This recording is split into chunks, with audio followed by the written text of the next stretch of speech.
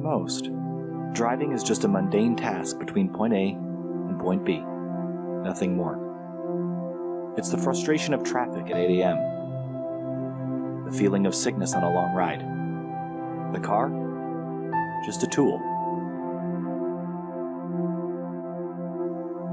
It's supposed to be practical, reliable, and fast. But the speed is really the reason cars exist, born out of a necessity to make that A to B trip just a little bit faster. Some have a deeper connection with cars, found somewhere in the bond of man and machine, a desire to be part of something bigger than yourself. It's the extension of mind and body to something more exciting than just another appliance. And these people never cared about practicality or reliability. To them, the only thing that matters is speed. We're born with a competitive nature, part of a biological necessity that is not yet worn off with time. People have raced for thousands of years, and that competition has transcended history and found its way to the industrial age. Railroads raced to build across the country, replacing the horses whose strength is still used as a benchmark for power today. And as personal vehicles became popular, the railroads died off. What once was the quickest way across the country became snail's pace in comparison. The interstate highway system expanded and cars populated every driveway. And the competition between types of transport quickly transitioned into the race to have the fastest car. Bragging rights. Manufacturers like Porsche, Ferrari, and BMW emerged in auto racing, each trying to one-up the other. Building engines became an arms race. Who could build the fastest dinosaur-powered Lands? So while the passion for cars has died for most, there are still people that are fascinated by racing. The sights, the sounds, the smell of burning rubber and spent race fuel lingering in the air. This is what attracts us to the sport of auto racing. We are empowered by drivers that climb in impossibly fast cars and put everything on the line for the sake of competition. Drivers who know that one slip-up can lead to disaster.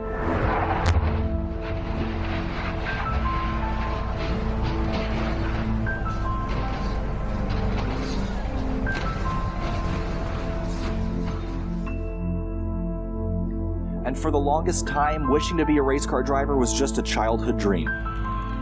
All we could ever be was a spectator. Opportunities? Limited and expensive. Reserved only for the who's who of the racing world.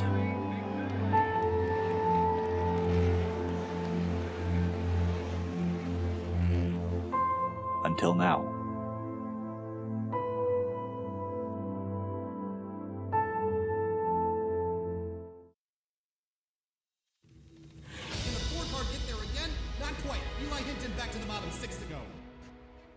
Makes a mistake again. He missed a shift. He's going to spin to the inside turn. He's going to take the lead.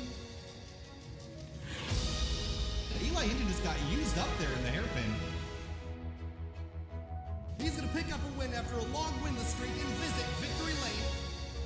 And the whole field just needs to get himself slowed down hot in these curves. Up and over. There's that cannon running attack. Great restart here for the 2 car, but also for the 48. He crosses him over. Down into turn 1. There goes the tail. Here comes the 20 alongside. The 13 car gets turned.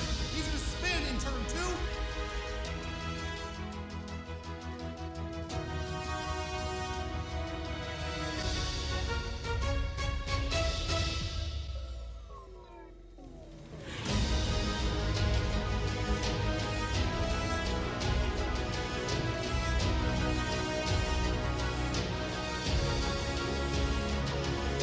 The Outsider Racing League's inaugural season in 2019 started off back at Daytona just a couple months ago. Sonoma was the second race of the season at the road course. But now we head to our third road course of the season and the final race of the regular season before the chase begins next week with the top 8 drivers in the point standings.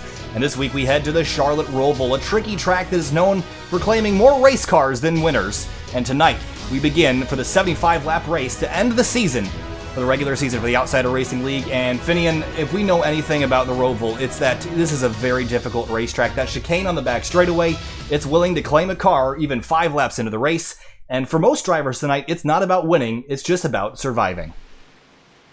Yeah, I mean, we always talk about this place. You almost all eyes point immediately to that backstretch chicane. I think most people are pretty much fine with the rest of this track, maybe other than the front stretch chicane, but that backstretch chicane has claimed many a car, and I think it's going to claim a few more here tonight. Absolutely. So, also, being this last race of our regular season, we have a points fight on our hands. Now, when you look at the bottom left hand of the ticker here, you're going to see that chase bubble with Butler, Ronis, Martinez, and Cabot on that list. But, Finian, those margins might look big, but honestly, with the way that the Roval can be, I wouldn't count out Martinez or Cabot finding a way into the chase here if something goes terribly wrong for Ronis or Butler.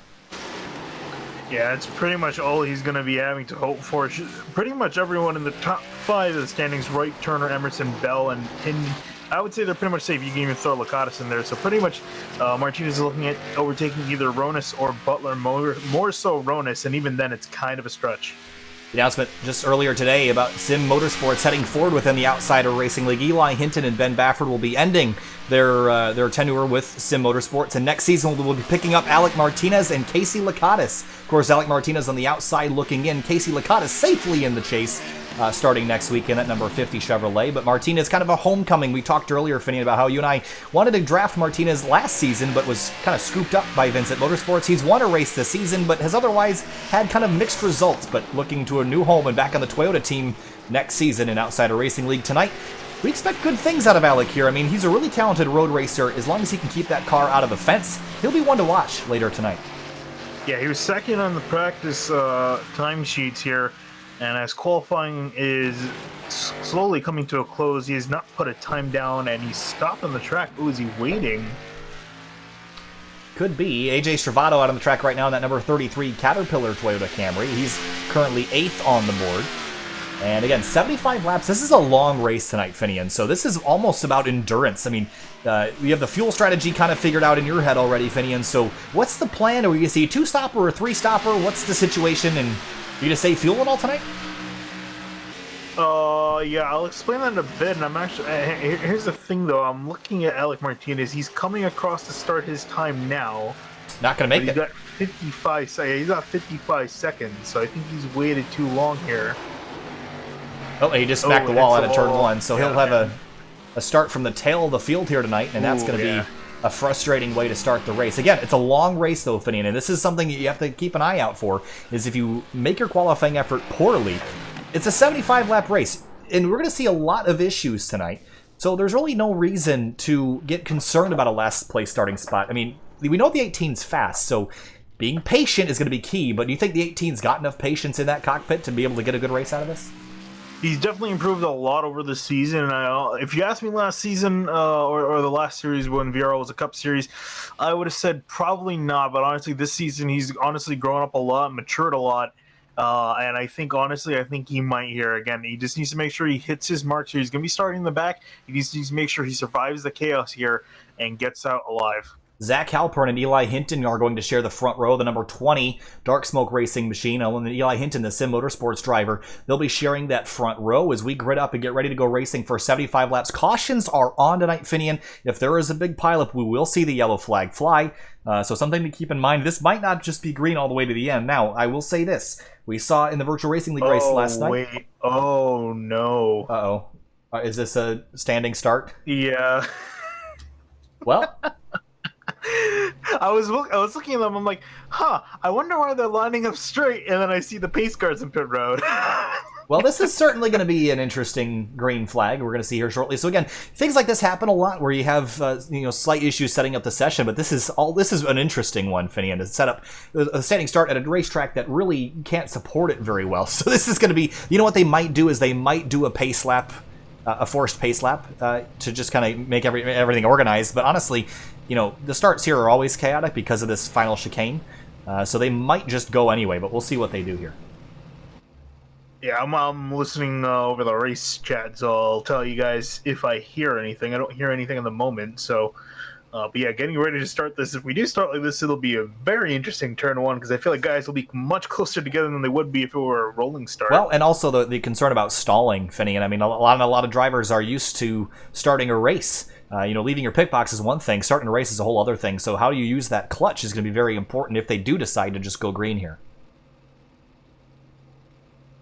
So again, we're not going to even roll through a starting lineup because I'm not sure if they're just going to go or not. So we're just going to wait and see. Of course, the 20 of Zach Halpern is the one at control. And this actually helps him because he's already clear of the 13. And he'll have a straight shot down to turn number 1. 17 corners around this racetrack.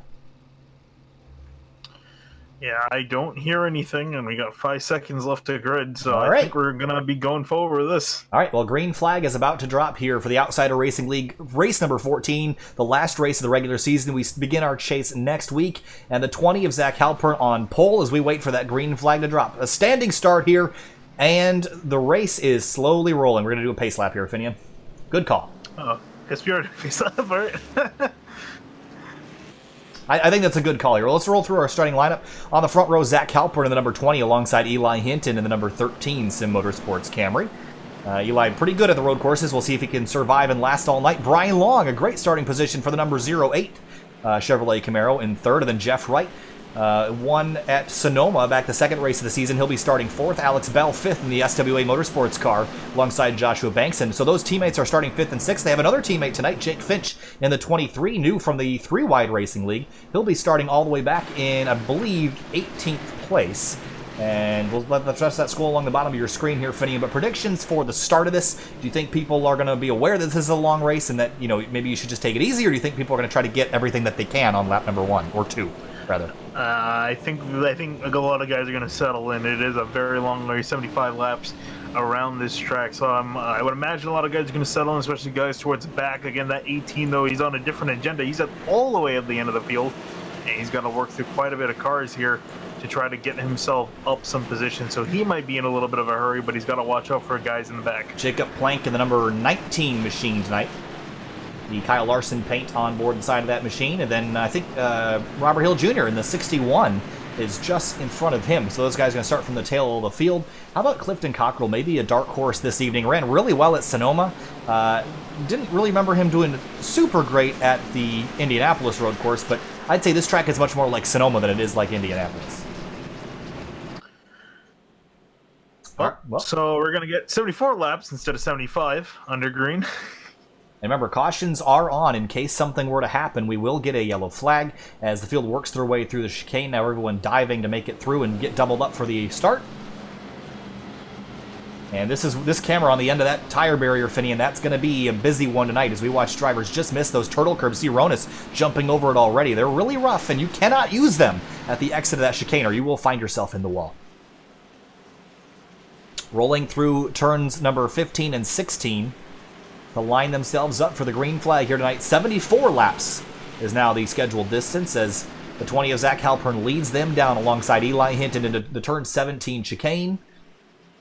Starters got the flag in hand as they roll through the final corner. Green flag flies, and we're racing at the Roval for the final race of the regular season of the 2019 Outsider Racing League. Fairly orderly start. You see Zach Halpern peel ahead of Eli Hinton, who will settle into second. Ooh, and a little bit of a bump will send Brian Long wide. Jeff Wright's going to go up the inside. Yeah, Brian Long already got some damage on the nose of that car. The rest of the field trying to get themselves sorted out. AJ Stravato under attack from Jordan Ashland. Single file already. Good orderly conduct so far as you see Brian Long still maintain. Looks like he's still in third as he works his way past Jeff Wright once again. Yeah, so he'll settle into there. Everyone else also relatively settled out, single file, getting ready for the long haul here. Yeah, Alec Martinez is already up to 19th. He's up about 5 or 6 spots since the initial start, so he's been on the move. And heading onto the back straightaway now, Zach Halpern leads the 13 of Eli Hinton by 1 second as we head towards that dreaded chicane where we see so many people have issues. Yeah, Jeff Wright trying to hold off a charging Joshua Banks in behind him. And already people getting dangerously close to that wall. Oh, someone took a big jump over it. I think we're through. Martinez took a big jump as well, but I think everyone got through without any issues or contact. Now we head into turn 17 to complete our first lap, and AJ Stravato under attack from Jordan Ashland through the chicane. There's Bailey Turner right behind him. Bailey Turner's going to take a look at Ashland, and now they're going to be too wide down into turn 1.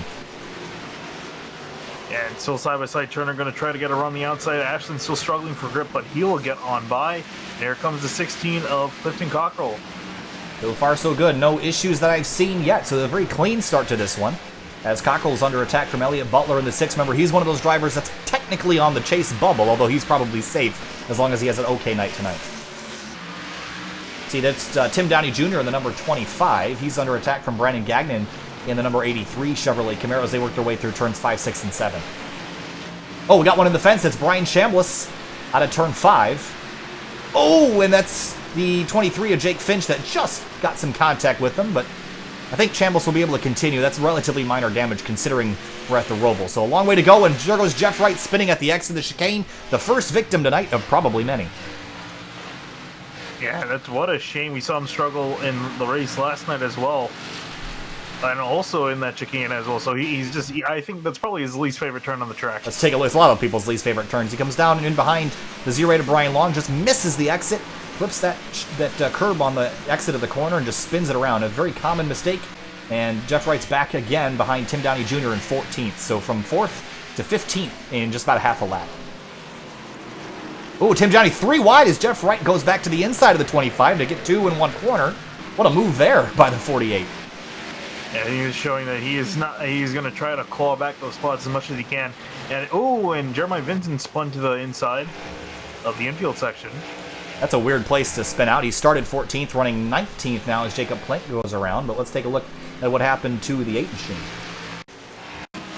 Oh, he just got loose entering. He hit the curb on the inside and just swung around already too wide. And harmless spin there, but already has some left side damage as well. So I feel like he's probably hit the curb at the exit of the back straight chicane.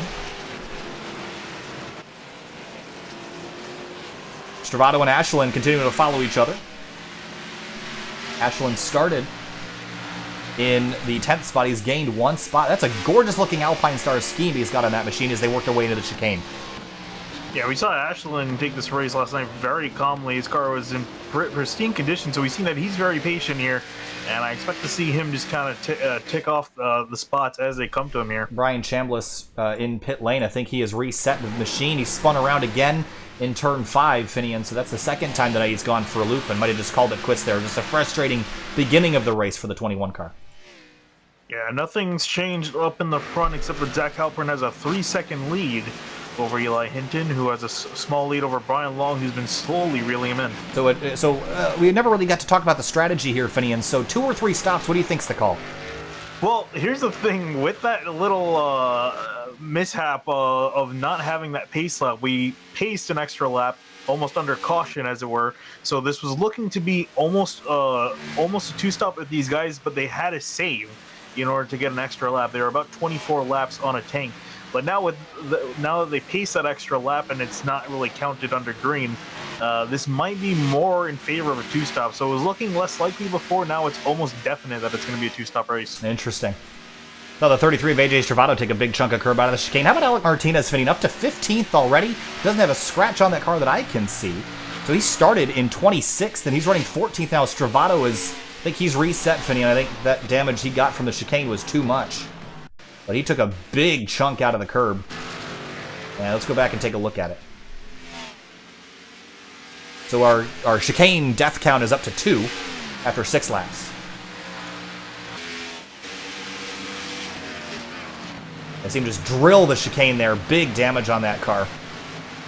And my assumption, yeah, that car was broken. And that was just the end of the night for the 33. Oh, he's back out. I don't know if he had an internet connection. Wow, I can't speak. Internet connection issue. I think that's what the case was there. Alec Martinez fitting. I think he's reset as well. Oh, he's left entirely. He's retired. And how did this happen? Let's find out. He was down in the infield the last I've seen. And he went out. Whoa, we just went out way wide and pounded the fence, Finian. But it didn't look like terminal damage, but it must have been worse than we could see. But Alec Martinez already out. He was having such a good race and just made a mistake in the infield, which is rare. You don't really see that a lot. Yeah, I think he probably just figured he'd call it quits because he pretty much needed to have a perfect race in order to find himself in the chase. And that's pretty much going to effectively end his run there. Alex Bell has gotten a punt from the 27 of Ashland heading into the final chicane. Let's take another look at it. But Ashland came from a ways back into the corner and drilled the back of the 15, sent him wide through the last chicane. Yeah, I'm sure Alex Bell probably not too happy with that. Yeah, I mean, it happens. It's definitely tricky to get yourself slowed down. You're coming off the banking cornering, but of course, you know, have a hard time explaining that to the 15 after you sent them wide off course. So I don't know if there's any disagreement there, but I'm sure they're not thrilled with each other. Gabo and Brandon Gagnon, they're fighting for 14th on track. And Jacob Plank is spun around. Again, the infield being a trouble spot tonight. I wasn't expecting this, Finian, but we've seen a lot of cars have issues here. Yeah, I think it might be just due to these cars with the more downforce they have carrying more speed. That's probably giving these guys some trouble.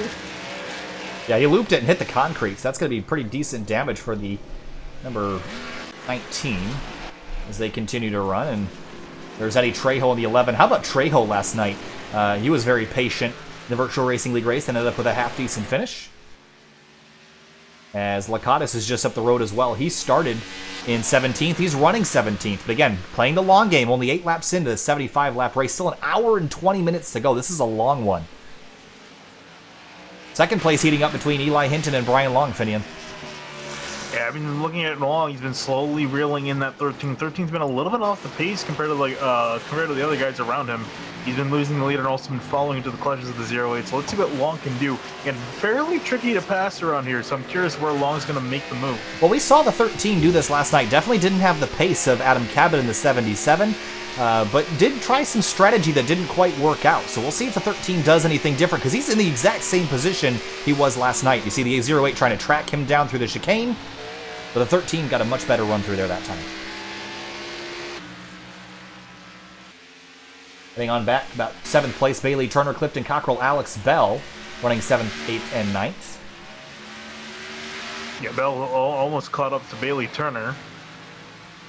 Tim Downey Jr. up into 12th as you see him work through the chicane. He's, jumped the curbs on exit, almost slammed the barrier, but he continues. He's gained 1 spot tonight.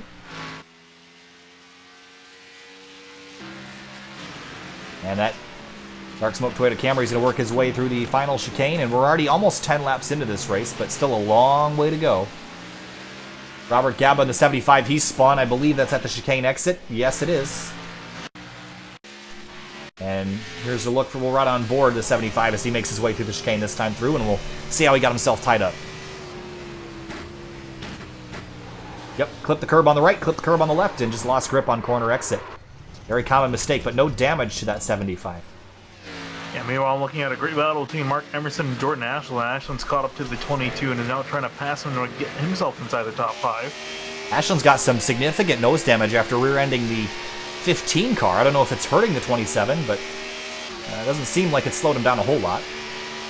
Yeah, I would say he's been catching that 22, so I don't feel like it's hurt him that much, and he's got some good pace. Again, just trying to find a way around Mark Emerson is going to be the trouble spot for him. Ashland seems like he's much more aggressive on the brakes than a lot of the other field. He closes in, bumps the 22 as well. Sends him wide, so the 27 already leading on people this early in the race. Finian, is this a good idea, or is this just a difference of strategy here in how to attack this racetrack? I guess it's just a strategy for Ashland, although I'm surprised he played. I thought he would play this race off a lot more clean than he's going right now, but I mean, different strokes for different folks. Yeah, considering last night he was not very aggressive at all, and tonight he's been all over people's bumpers. But again, I think a lot of this is driving style. A lot of people like to charge the corners, and some people like to go in, slow in, fast out. And the Roval with this car, you can kind of do either. It really depends, because the straightaways aren't long enough for the corner exits to matter all that much, with the exception of the corner they're in right now, turn number 8. And Ashland's going to be all over the 22. He'll probably have a look at him into the chicane here, or the last chicane, rather. And yeah, and while these two have been battling, it's allowed the 24 Bailey Turner to catch up to them, so Turner's now a factor in this fight. And, Ashland takes a dive, and Emerson goes straight on. I think he's going to Oh, and Turner goes into the wall hard, and he's stuck. Oh, big damage there for the 24. That'll be terminal. But he's going to bump over the curbs and exit his race, but disaster for the 24. Here's a look at it. He was following these two cars. You see Emerson go straight on. And it threw He off panicked. Turner. Yep. Oh, big hit. We're right on board. And just nothing you can do. You can't stop. Once you're in, you're committed. He's continuing. As Emerson has fallen to 7th, Ashland up to 5th, and he started in 10th spot. So Ashland, another one to watch as we keep an eye on our lead, Finney, and Eli Hinton has kind of matched the pace of Zach Halpern. The gap is somewhat stabilized at 3.8 seconds. Yeah, it's definitely stabilized out, and also Eli's been able to put some distance between him and Brian Long, so I think Eli's starting to find something here in the track as it gets rubbered up. Brian Long having a solid race so far. He joined the league a couple weeks ago and has had decent runs, but this is certainly his best run so far. And also another guy having a solid race we haven't, I don't think, mentioned at all so far is the 36 of Joshua Banks running in 4th. And he's just having a solid night and kind of out of the action. He's got really no one in front of him, no one behind him, but I'm sure he kind of likes it that way, just having a good race. Yeah, it's much more easy to pace yourself when you're by yourself and don't have to race anybody. Ronis and Bailey Turner still trying to track down the 29. That car is somehow still somewhat competitive, even though he's missing a ton of straight line speed. I mean, I guess the engine is somewhat fine. That's a miracle to me. Oh, Angelo Ronis, his right front brakes. So we'll right on board the right front suspension here as we head down into turn 1. But his brakes are red hot. Yeah, and he's side by side with Turner. Let's Turner on by. So Turner back. Oh, there goes Turner spinning. Oh, he goes sideways. And into the wall again goes the 24. And Jeremiah Vincent rounding turn 1, and Tim Downey Jr. behind as well. And Turner's really in a bad spot here. And no caution yet. Lakatos comes through turn 1. He gets on through. And Turner's doing a 3-point turn here, but again, he's kind of stuck because a lot of traffic's coming on by. Oh, here comes Jake Finch in the 23. He's on through. Local caution down in turn 1. And he's back rolling again. Ooh, Lakatos just bended into the wall out of in the infield. Oh, yep, again, the infield claiming another car. And same thing, just gets out wide over the curbs, gets too much throttle in it, and bounces off the wall. That damage isn't horrendous, though. He should be able to continue. It wasn't too hard of a hit. Of course, Lakatos announcing earlier today he'll be joining Sim Motorsports for next season. As Eli Hinton runs second, the gap has grown a little bit. Halpern was about 4/10 quicker last time through. The gap is now 4.8 seconds between the top 2 drivers. Emerson and Jeff Wright. Wright is all over the 22 now, Finian. Yeah, how about this? What a recovery drive for the 48 of Jeff Wright here. And I think, is Emerson going to let him on by? No, he's going to fight for it. Side by side they go. And Alex Bell sitting right behind as well to take advantage of these two fighting. Ooh, right a little bit sideways out of turn 5. Now trying to chase Emerson onto the straight, and Alex Bell closing in on both.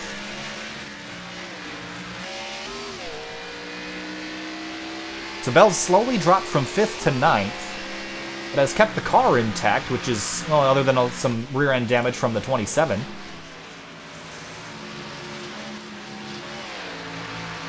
Emerson. Yeah, it hasn't really been a bad night, although I'm sure he's still not too happy with the 27. He kind of pushed him back quite a few spots that he has been able to make back up. Breaking into the chicane, ooh, right a little bit bobbling on the brakes, over the curbs, and now Bell is closed in on the 48.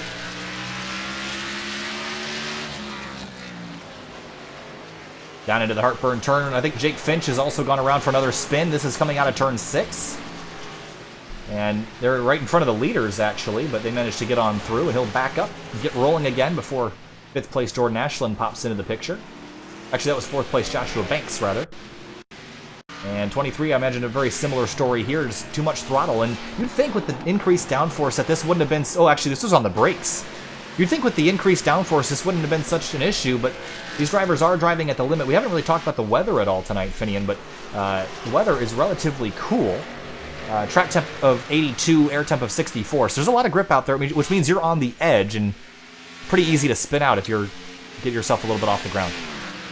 Yeah, I think that's probably what a lot of drivers are struggling with, is that they're carrying a lot more speed through the corner, and because, as you said, they're on edge, pretty much going as fast as they can. Emerson in the fence out of the chicane. Big hit here. This is what took him out of the Xfinity race last night. And hit that right curb and just pounded the fence. It should be able to continue, though, albeit with some right front damage. Yeah, I would say actually surprised it wasn't as worse as it could have been because I've hit that wall a lot harder and ended the car, so he's able to continue on there. Although I'm kind of concerned on how his handling is. All right, so we're 15 laps into this race now, Finian, and we're thinking about pit stops potentially here. So what's the strategy? If you're Eli Hinton, you're 4.5 back from the leader, kind of trading pace back and forth with Zach Halpern. Do you overcut? Do you undercut? What's the strategy call for the 13? You really don't have that much of a choice. These guys can go about 24 laps on 25 laps on a tank. That's cutting it close to a two-stop. So I think best is to try to aim for the two-stop strategy. Save yourself a pit stop. We'll see. And maybe Brian Long. I could see Brian Long probably copying what the 13 does, just to stay with them. Yeah, so you really can't do much of an overcut of anything, an undercut, and that's if you commit to a three-stop strategy. And that would be kind of interesting to see if people try to use better tires to make up time. And what do you do if you're Zach Halpern? I mean, you probably just run the tank out to the end, I would assume. Oh, yeah, if you're a Halpern, honestly, yeah, just run the tank out. Probably go for the two-stop if you can, and don't really try to experiment. All right, so again, we're about 16 laps into this race. The closest battle on track at the moment is for second place with Brian Long and at 13. We have 15 cars on the lead lap. We have, I believe, one car officially DNF. That would be Alec Martinez in the 18. Yeah, the last car running on the track right now is Brian Chambliss in 22nd, 4 laps down. So for Alec Martinez, that chase hope has gone away, and Adam Cabot not here tonight, so I think it's safe to say that Elliot Butler and Angelo Ronis are your final two drivers in the Outsider Racing League chase heading into next week. Yeah, so they can pretty much go over the rest of this race without a worry in the world. It's pretty much finished at this point and try to get some good momentum building up into the chase. Jordan Ashton running decently competitive times. He's running quicker than the 3 drivers in front of him. And had a kind of a messy chicane there. He's got a lot of front-end damage from the contact with the 15 and the 22. But still turning okay laps. And he's 20 seconds back from Halpern, but I think if things turn out differently for the 20 car, that 27 could run for a top 3 tonight.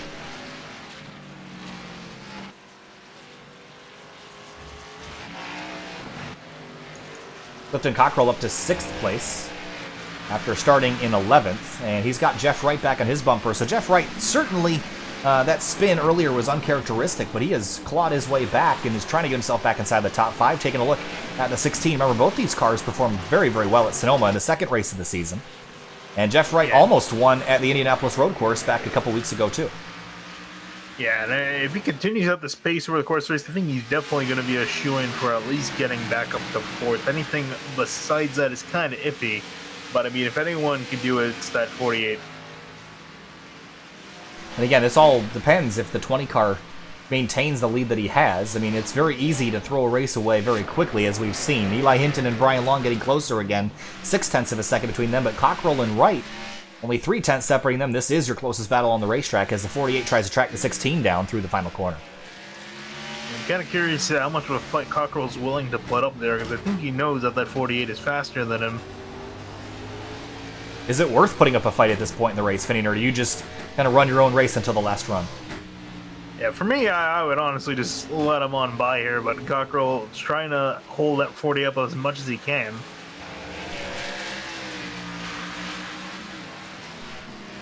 Into turns 4 and 5. Now turn 6. And Wright was about a half a second quicker the last time through. So I wouldn't, even if Cockrell wants to hold him up, I don't know how he will be able to hold him up. As you see onto the back straightaway now, the 48 gets a good run, pulls to the inside. I think the 16 might make this easy. No, he's going to pull back in front of the 48. Yeah, he gets a much better launch off the corner than Jeff Wright. I wonder if Jeff Wright's missing some horsepower here, Finney. He's about 10 miles an hour slower on the straightaway than the 16. I don't know if that's all attributed to the bad run he got off the corner or not, but certainly was not as quick as the 16. Yeah, no, he's definitely down on some engine power as he was running in behind Cockrell. He was about 5 miles an hour slower going to the final chicane, so definitely down some power for right, but he's making it up in the corners, and here he is to the inside of Cockrell as they head into turn 1. He should complete this pass, but the 16 is going to try to hold him strong on the outside of the corner, and no, he'll have to tuck in behind. So right back up in the 6th place, continuing his charge up the field. Mark Emerson is down pit lane here, lap number 19, Finian. Maybe a 3-stop strategy for the 22. I was just going to say, if you want to do a 3-stop, you probably want to come in around now. So Emerson on the 3-stop strategy. I was kind of hoping that someone would try this. So he's kind of the benchmark to see how that strategy will work out. I imagine everyone else is going to be trying to go with the 2-stops here. So we'll see if those better tires for Emerson will pay off. We'll see. I'm just watching the leaders' lap times fluctuate. Zach Halpern last time threw a 13.8 versus Eli Hinton's 13.2. So Halpern might be out front, but he's certainly not as consistent as Eli Hinton has been. That time through was a 14.5 and a 13.6 for Eli Hinton right behind. So Hinton has kind of kept this gap below 5 seconds. Curious to see how this works. You see just in front of them, that was the 50 of Casey Lakatos and the 83 of Brandon Gagnon trading spots for 13th. And Cockrell down pit lane as well, so a 3-stopper for the 16. So strategy's beginning to play out here relatively early in this race. Past the quarter mark. Still an hour and 8 minutes left to go if we stay green.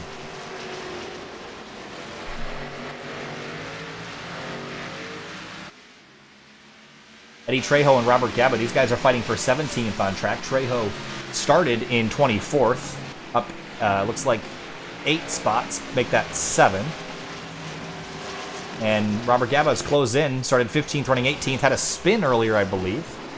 Oh, he gets in the fence out of turn 8, and here comes Jeff Wright, who is back up to 6th, and actually closing in on Jordan Ashland. So the 48 could be solidly within the top 5. And remember, if we have a caution, we could have a caution, and that would tighten things up significantly.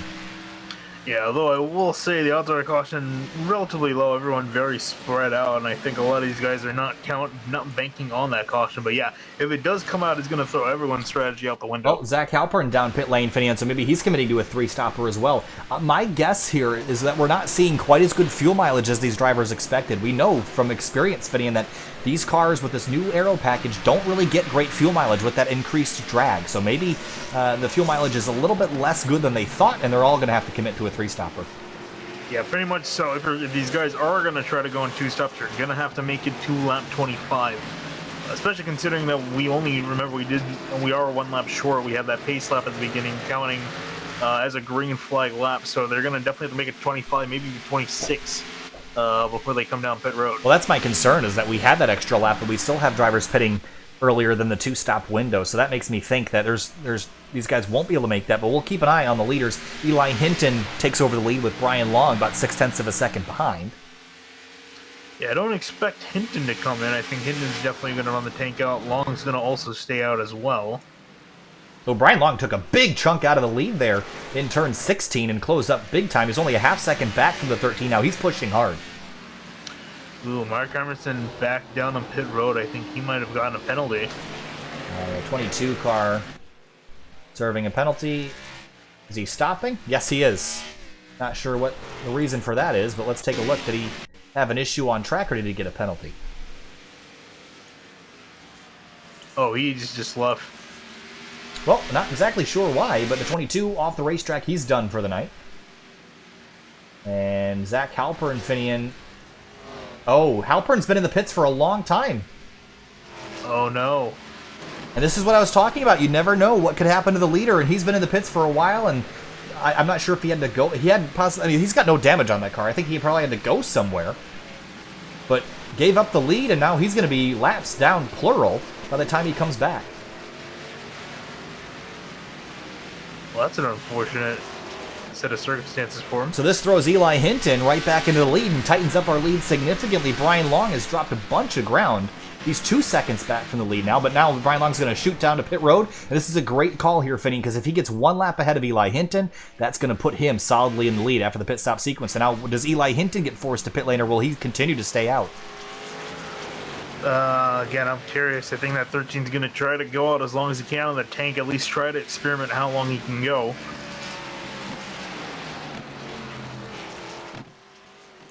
And maybe it's worth it. Maybe the overcut. I mean, Eli Hinton is solidly the leader at the moment, as we see a bunch of other cars making it down to pit lane. Banks, Ashland, Wright, and more. Yeah, everyone's coming in down. So we're 23 laps in. This is not quite the 2-stop region just yet. And Eli Hinton tried to stretch the fuel last night, ended up running out of fuel. And so is he saving? Let's ride on board here for a moment.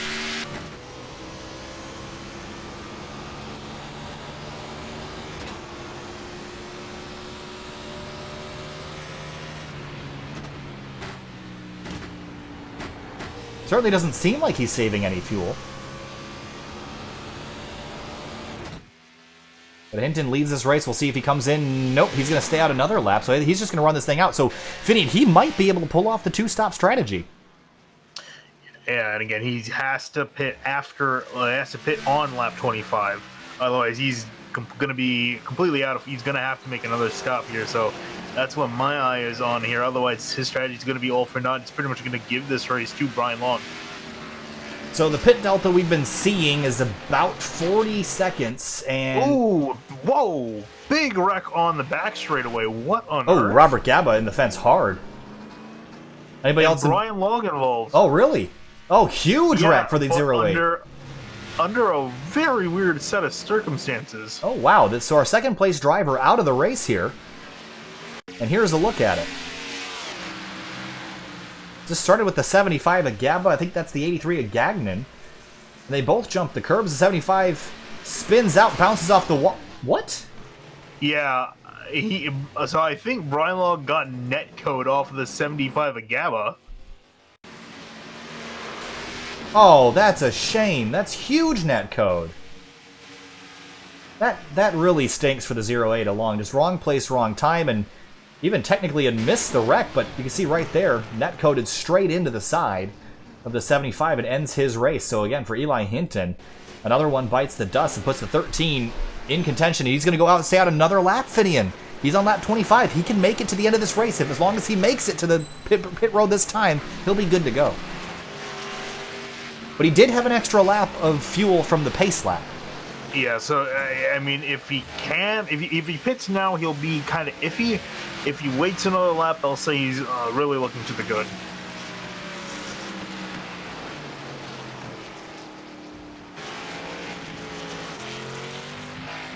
Now I'm riding on board again to see if he's doing any fuel saving to get himself back to the pits.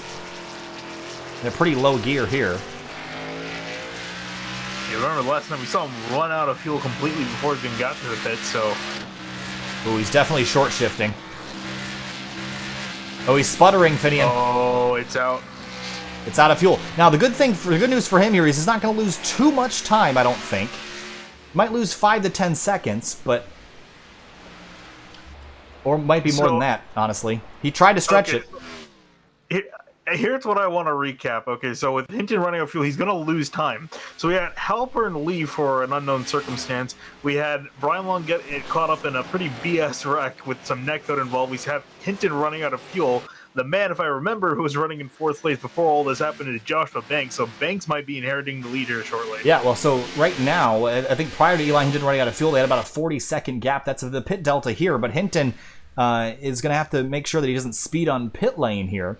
So we'll see where the 13 pops out. Joshua Banks is running through the chicane already. Eli Hinton is not even to his stall yet. So I do think the 36 will get this lead. I expect the 13 to get it back. But Finian, he went about 26 laps on fuel, but that was with the extra lap. I think he's going to be short. He's going to be short by a little bit, but if he saves throughout the run, he could do it. And remember, everyone else has to pit 2 more times. So he's got room to save.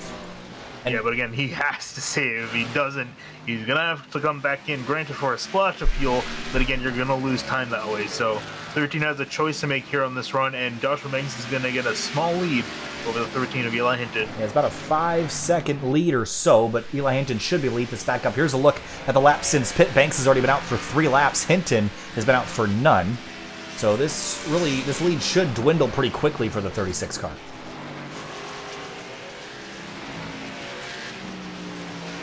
That was a very interesting pit sequence. Pit sequence there, yeah.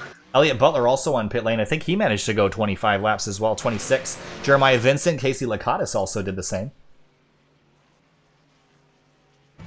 And Lakatos actually has the motor still running. So it is possible to go that long if you save from the get-go. Yeah, so Butler and Lakatos both made it under their own power to the pit, so I think that tells us it's possible. I think the 13 was probably going hard from the beginning of the race to try to get the lead away, but now that he knows he's really in the catbird seat, if he plays the strategy just right, I think he's got room to save.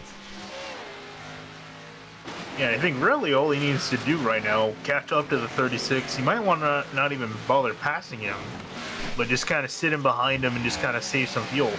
I mean, again, everyone else has to pit twice. The 13, the 6, the 8, the 50, they're all good to the end on one more stop, we think, if they save some fuel. Robert Gaba in pit lane again, not sure if this is definitely, it looks like a scheduled stop.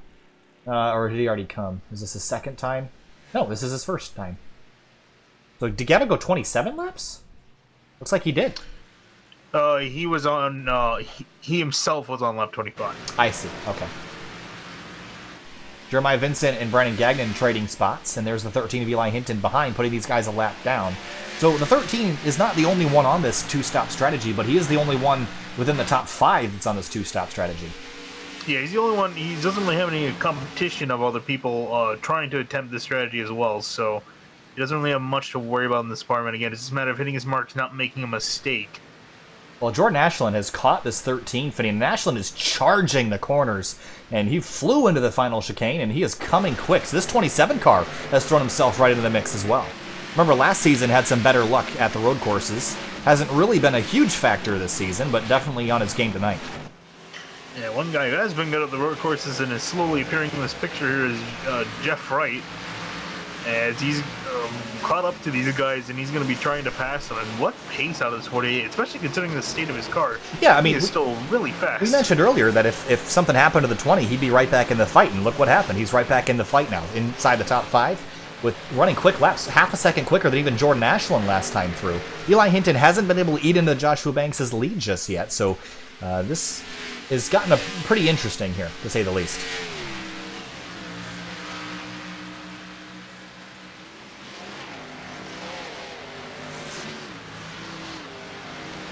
So Banks continues to lead this race by about 6 seconds, and that car doesn't have a scratch on it. He's playing a nice game tonight.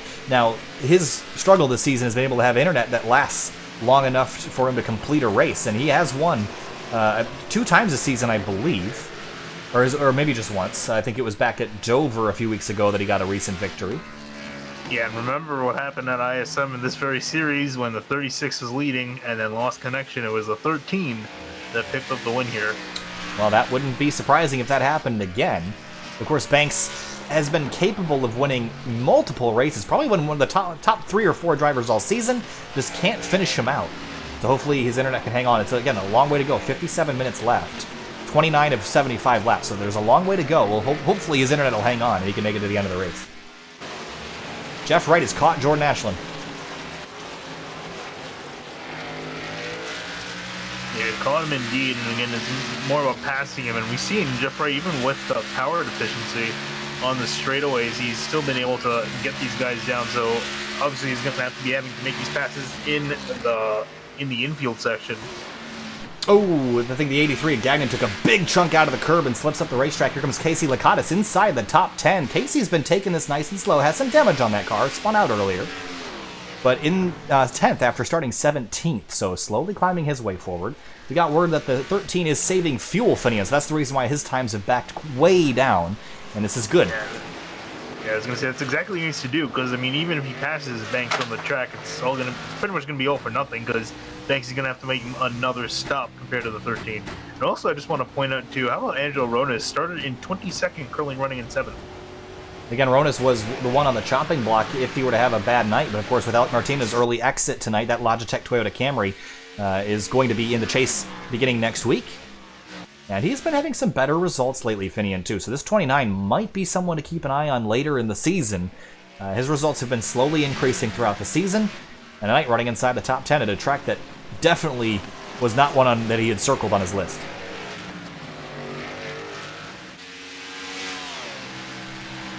So, top 4, actually top 5, running really similar lap times, all in the 1:13 bracket.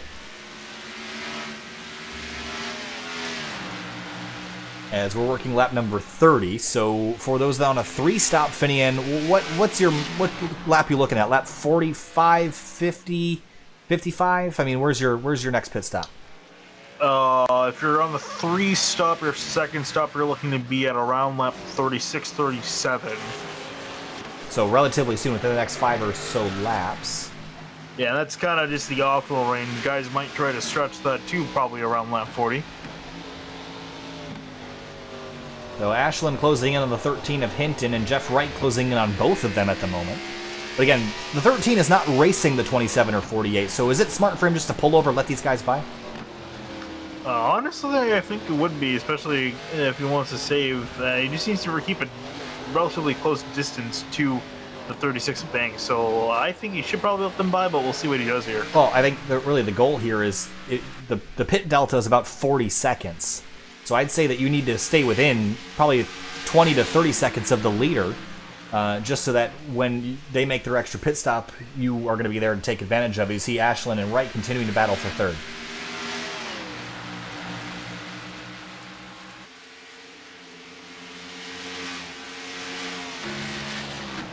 But Ashland's been charging this final chicane so much and making a lot of time through here, but he loses a little bit on the front straight, but this front straight is so short that it really doesn't affect him when he gets a slow exit. You see the YouTube/SimTV broadcasting on the back of that car. Thanks, Jordan. Appreciate that. No Reggie Ortega this week, unfortunately, Finian. Yeah, unfortunate to see that. Roval's such a technical racetrack. Really, the infield requires you to have a lot of patience, and the back straightaway requires you to have a lot of precision. So it's a very interesting racetrack to drive. As Jeff Wright runs a bit wide coming out of turn 6 and into turn 7.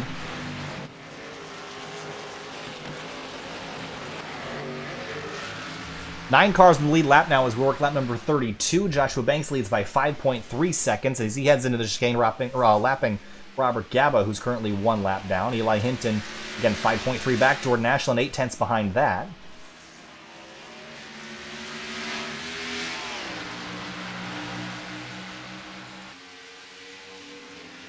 And I think now's a good time, about mid-run here, to do a SimTV sound surge.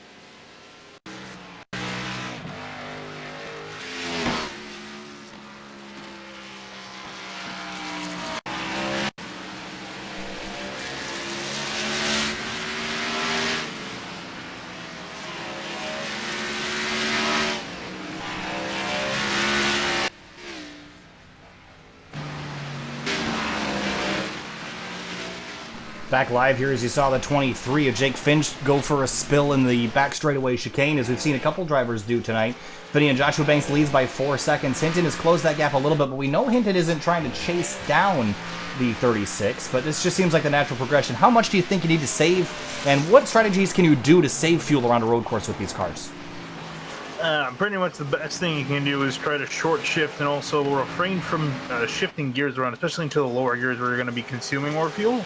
It's kind of a hard thing to pull off, so I think most of the fuel saving will probably be done just short shifting on the oval part of the track. Casey Lakatos and Brandon Gagnon fighting for 10th. They traded spots a few times earlier in the race, but the 83 is now tracking back down the 50 later in this run, and we're waiting to see some more drivers on pit lane. And you mentioned that pit window for that second stop for the 3-stop strategy opens up really lap 35 to 37, so we should see some cars coming down either this time or next time.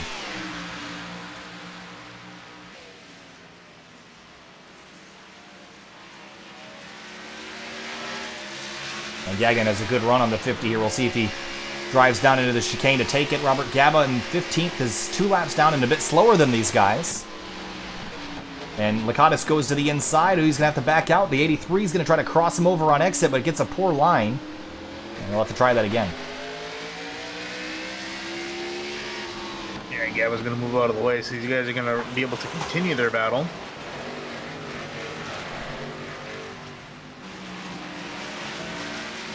Lakatos getting a lot of pressure from that Bruins Camaro in 11th place. Gagnon started back in 16th spot. He's gained 5 spots over 36 laps.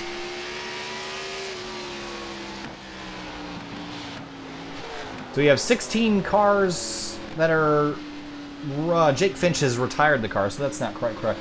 We have 1, 2, 3... We have 19 cars still running of the 24 that started this race. So we have 5 retirements. Alec Martinez, Mark Emerson, Zach Halpern, Robert Hill, and Jake Finch. I didn't see what happened to Robert Hill. We didn't talk about him a whole lot tonight, Finian, but just quietly stepped out of the car, got some damage on him. He had a wreck in the bus stop. Oh, okay.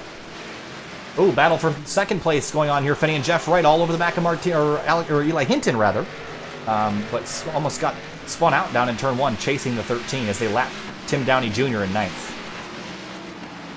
Yeah, see, in this scenario, I'd probably let that 48 on by if I was the 13 of Eli Hinton, because I think it's just going to push him, make him use more fuel. Again, I'm not entirely sure what Hinton's situation is looking like, because he backed off a bit and then got back on it, so I'm curious if he is good on fuel now, or if he still needs to save some. Well, he knows what number he needs to hit after that first run, although I'm not sure how much you can trust that, because you have that extra pace lap worth of fuel that you could save. So I don't know if Eli's counted that in yet, but Jeff Wright took a run at him down into turn 1, wasn't able to get it done. Brian Long back out on the racetrack in 21st, 12 laps down. We're right on board the right front suspension camera. Jeff Wright as he enters the final chicane. Let's take a look at his brake temps here. And going pretty hot into that chicane, so he's pushing right now. Oh, he cuts the chicane big time there on exit. Yeah, he's going to have to give up some time.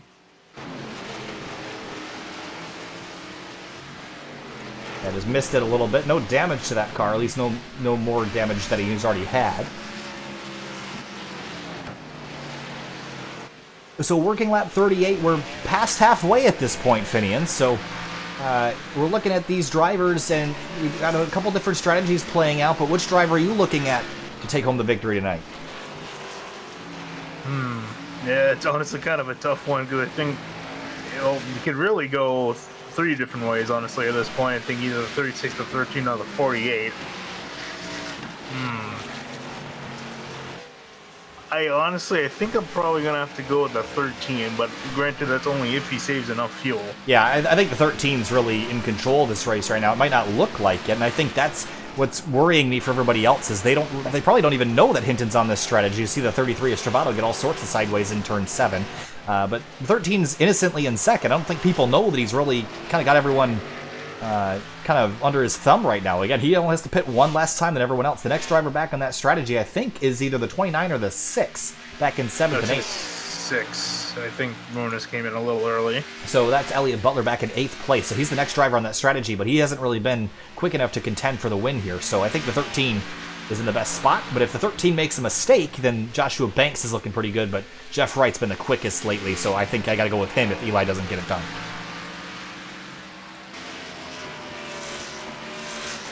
Yeah, and Hinton's been really on it right now. So he's been pushing that car, and it's been kind of concerning me here if he's still saving fuel or if he's going to be short, because it's a very razor-thin margin between being able to make it and not make it.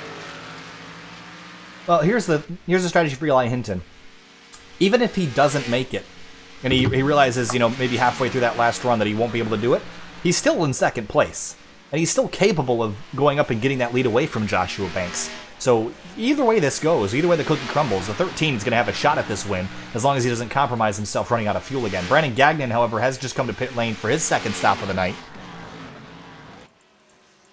Yeah, I think we're going to start to see a few more drivers come in, probably at around either now or lap 45. I think a lot of drivers made their first pit stop a little bit later in the run than I would have thought. The 8 of Jeremiah Vincent has the 20 of Zach Halpern on his rear bumper. Halpern's 18 laps down. He's back on track. And honestly, it's worth it. I mean, Jacob Plank, Brian Long, and Zach Halpern all back out on the racetrack. Now, this is smart for them because they're 20th, 21st, and 22nd, but there's 3 cars that are DNF'd in front of them. Bailey Turner, Jake Finch, and Robert Hill Jr. So for Plank, he could finish 17th, or 16th rather, if he can get those spots away, and Halpern can be up inside the top 20 if he continues to run. So smart strategies here as the lead is closing up between Banks, Hinton, and Wright.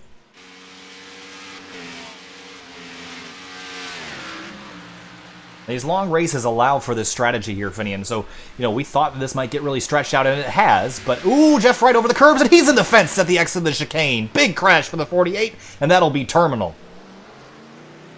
And just like that, it's so easy to take yourself out of a fight. And Jeff Wright just did that. This chicane is so easy to screw up. Oh, Ashland gets into him. We gotta find Jordan Ashland 3rd place, and I'm not sure if they had more contact. Oh, yes, I'm taking a look now. And the 48 had gotten back up on the racetrack, and Jordan Ashland was coming up at speed. And what happens here? Oh, that's just a total lack of spatial awareness by the 48. Just turns down into the 27 and got big damage on the side of that 27 machine. So big mistake there by the 48 to take out the 27. Well, I think Ashland will continue, even though that car is pretty torn up. So Jeff Wright's night probably over, at least competitively, as the lead closes up more between Hinton and Joshua Banks. Now maybe Hinton has abandoned that strategy at this point. I mean, maybe he doesn't think he can save enough, and he's just trying to catch Banks and get back on the normal strategy. That could be. Yeah, I mean, honestly, right now, his scenario, the way it's playing out, he can afford to do it either way. And I'm not sure that Banks is quite liking if he can do it either way, because it's not entirely looking in his favor at the moment. Alex Bell is in and out for his 2nd stop of the night.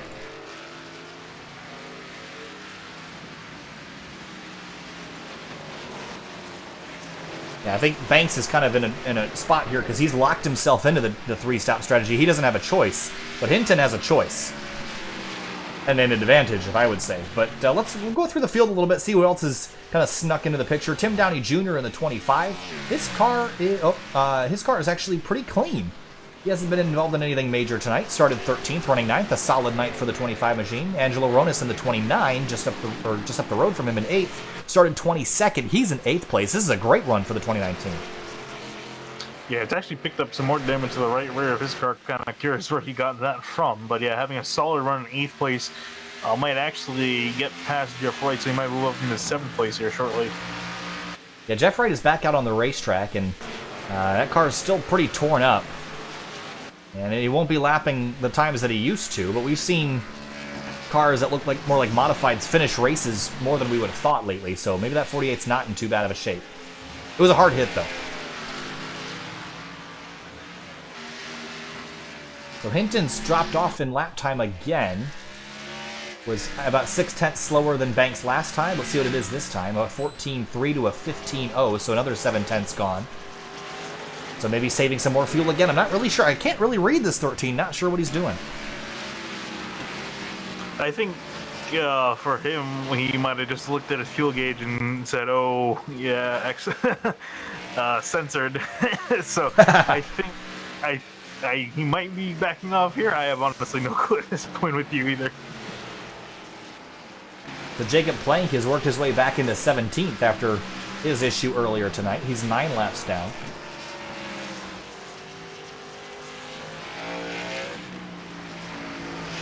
And Jeremiah Vincent in 12th place. This number 8 machine started 14th. It's been an okay night. He's 1 lap down at the moment. And you see right behind, that's Elliott Butler, who's currently in 6th place. Butler's kind of crept into this picture slowly, Finian. Hasn't been a season he's been looking for. He's had some bright moments, but especially at ISM Raceway, he probably could have won that race. But so far tonight, a solid top 10 run, trying to get himself inside the top 5, but he's got to catch Jeff Wright, who's 11 seconds up the road. Yeah, I'm also curious where the strategy will put Butler, because if he does continue out, he's going to have to be aiming for around lap 50. Same with Hinton, too, if he wants to continue on the 2-stop. So both those guys aiming lap 50, 51. And if Butler can do so, that'll gain him quite a few spots. Joshua Banks has extended that lead up to 3.2 seconds. I definitely think Eli Hinton is saving more fuel now.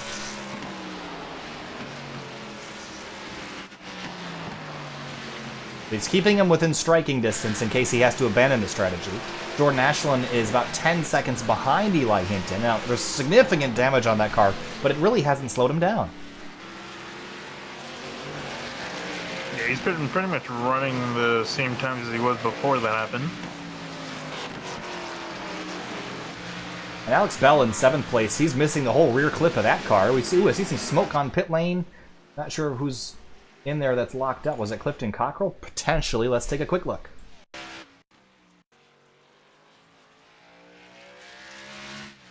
Nope. Cockrell's out of gas. Lap number 44, so he stretched it too far. I don't know how that happened. Joshua Banks is on pit lane, Finian, so he's come on down for his second stop of the night. Lap number 44.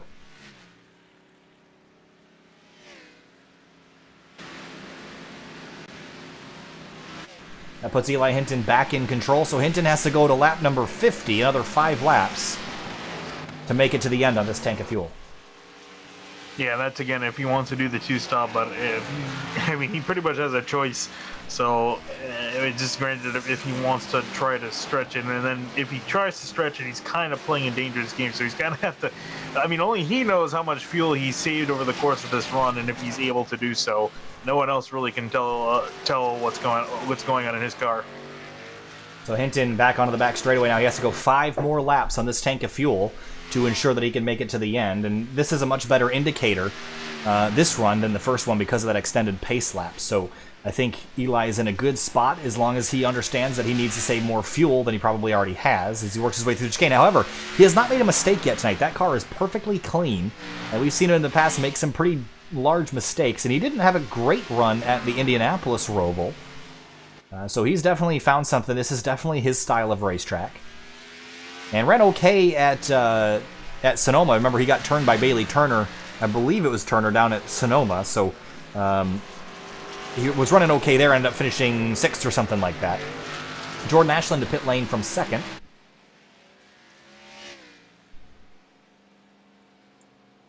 And Elliott Butler and Alex Bell fighting for 5th place on the racetrack right now.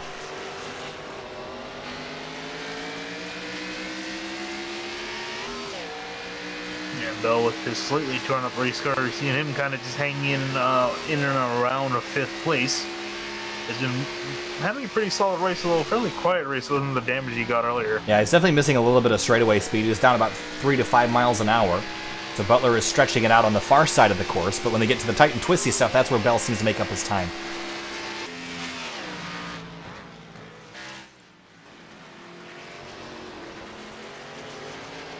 So 30 laps to go here at the Charlotte Roval. Eli Hinton working his way through the back straight chicane. Has to go 4 laps when they get back to the line.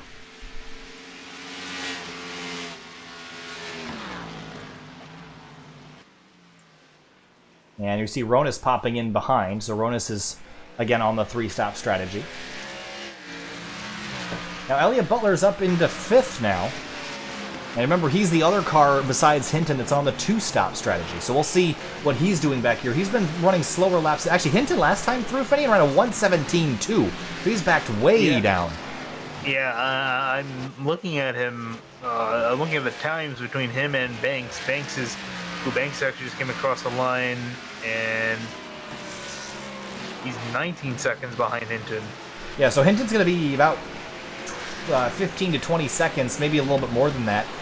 Actually, it'll be significantly more than that if Hinton keeps running this pace. But remember, Hinton has to make sure that he keeps that 36 car within a 40-second gap when he returns to the racetrack, because that's about the pit delta. And if you let Banks get too much farther out in front, then Banks will be able to make that extra pit stop and stay in front of the 13.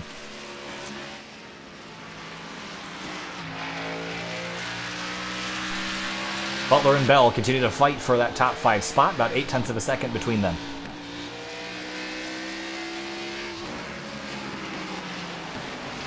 Yeah, that's one of the closest battles on the track. Everyone else very spread out at the moment. This has been a real strategy race. It's not often that we see that, especially with, this new package. It kind of creates short runs and lots of cautions where you can just pit and take 4 tires, but it's rare that we get to see kind of long runs and battles shaping up like they are. And again, there's still lots of strategy. It's a chess match around here, and Bell is closed in on Butler.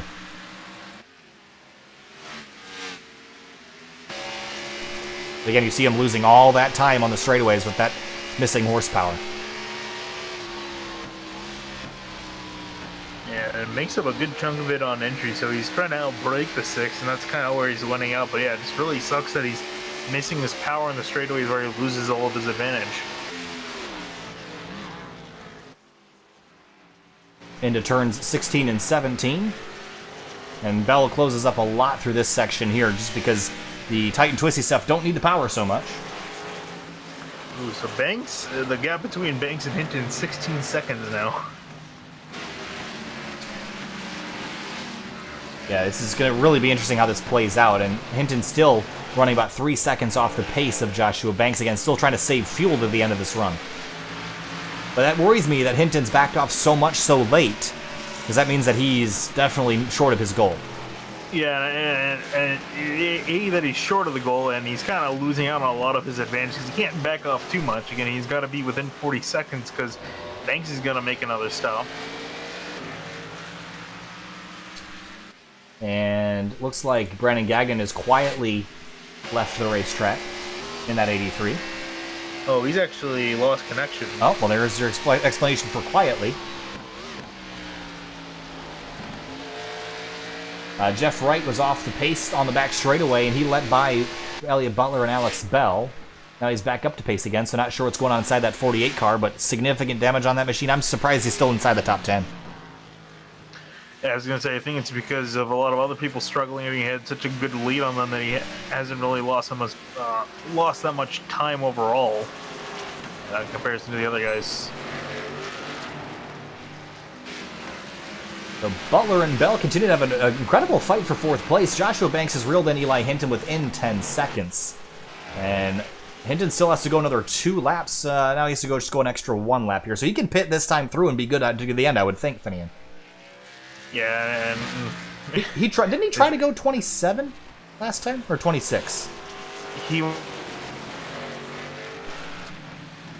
cut out there for a second, Finian. He went 26. He's cutting it really close here, and the fact that he's had to let off so much time, that means Banks could just kind of catch up to him at the end of the run if he doesn't save enough on the next run. So looking kind of iffy. Only 7.5 seconds between Hinton and Banks now before this pit stop sequence. And Hinton I would expect to see him in pit lane this time. And we'll see if that's the case. He might try to go 1 more, and that would make sure that he can just go all the way out to the end of the race. Because you really only should have to save about a lap to a lap and a half of fuel. So if you go out that extra lap, then you should be able to just run full throttle to the end. Oh, he's letting off way before the bus stop. I think he might come in this time by. He actually clutched it through the bus stop. He's definitely coming in this time by. Yeah, he's really low. He is still clutching. Here he comes. And he's coming down to pit lane now with Joshua Banks only 6.2 behind in he's closing. staying out. Really interesting strategy here, Finian. Oh, he's wide! Ooh, light scrape with the wall. But that's probably because the footwork got confusing there with the clutch pedal. So he's trying to go one extra lap to ensure he can go full beans to the end. Do you agree with this or do you not? I mean, honestly, a few laps ago, I would have just said screw it and just come down pit road and make an extra stop at the end. Because he was losing a lot of time to Banks, and there you see Banks get around him. Remember, Banks still has to pit again, so Hinton just has to keep this gap within 40 seconds. So it's very important that he does not run out of fuel on this lap. Oh, and he's still off the pace trying to save. He's still got power. And still has... I don't think he's sputtering just yet. If he can get to the back straightaway, he'll be okay. He's back up getting speed again. Still short shifting. This is so interesting. You don't get to see people saving this much almost ever. Yeah, especially on a road course, too. You see him more on ovals, not so much on the road courses. And still got power. And now it's beginning to sputter. So much better time-saving fuel. So he went, I believe, 26 full laps on that tank, Finian, so he should be good to the end now. Yeah, but here's the thing, though. He'll be good to the end, though, but where is he going to be in relation to Banks? Well, so Banks still has to make another pit stop, so he'll lose about 40 seconds worth of time automatically. So where does Hinton pop out after this is really important. I think he's going to be back further than 40 seconds. Well, the thing is Hinton will be able to go full beans here and make up some time as well. And I think Hinton is naturally quicker than Banks. And Hinton hasn't really had an opportunity to go full throttle, and I think this run should be a bit better. So we'll see where he pops out. This is going to be very close. So watching that gap between Banks and Hinton, and where Hinton pops out is very, very important. He has to make sure he gets that tank full of fuel.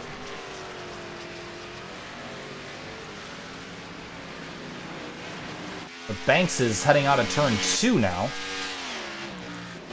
And Hinton leaves the pit box 43 seconds back.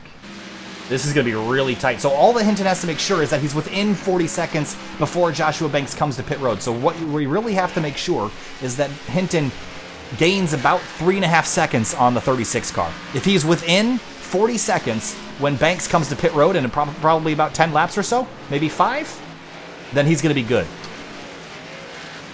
But then you have to worry about Banks running really, really fast lap times behind Hinton, who might have to save a touch of fuel. Yeah, so it's all coming to a head. So Hinton back out on course. And Jordan Ashland, Finian, he has retired that car. At least he's been in the pit box for a long time. About 3 minutes at this point. So Ashland has finally bitten the dust after receiving a ton of damage earlier tonight. So again, we're watching... He was smoking at one point. Yeah, that engine just couldn't hang on and wasn't holding up very well. So again, we're watching that gap between Banks and Hinton. Hinton has to get that gap within 40 seconds if he wants to automatically take the lead away from Banks when Banks comes for his final stop of the night. Banks on a 3-stop strategy, Hinton on a 2-stop.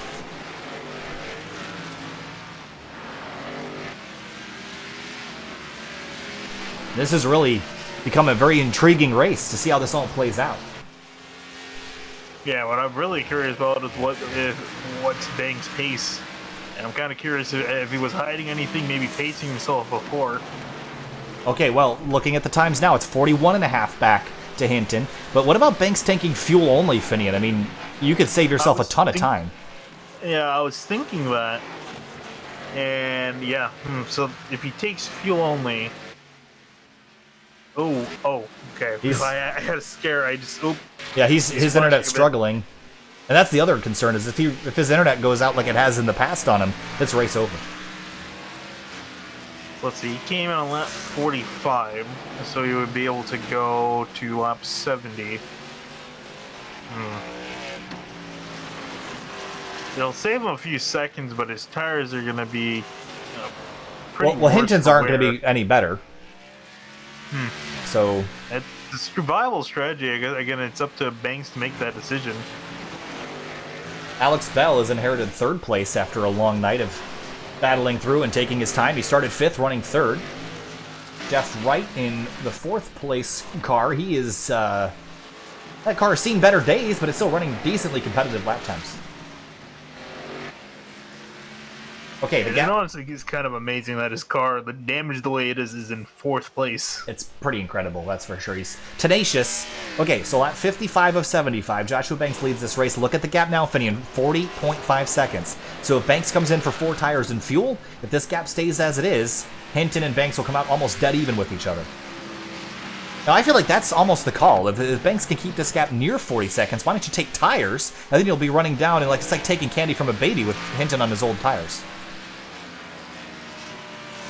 Yeah, so yeah, I don't know. I think Banks is gonna. He has a while. Granted, he has a while to think about whether or not he wants to take no tires and then have a time advantage, or if he wants to take tires and then have a tire advantage.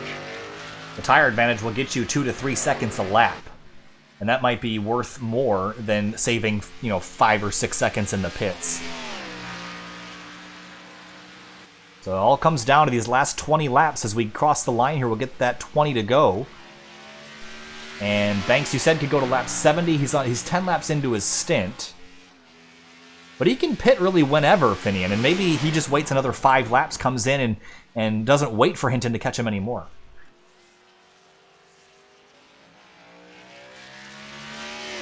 But I wouldn't give up too much time to the 13, because then that kind of limits your options, I would think.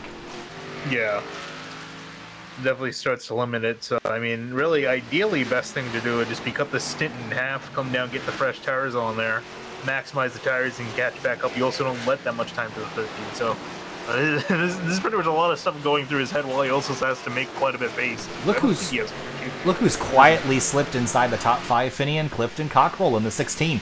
Had a great run at Sonoma in the second race of the season, and has just quietly worked his way up inside the top 5 after starting back in 11th. So he's slowly made his way up, and only a slight scratch on that right front, so he's in good shape. Yeah.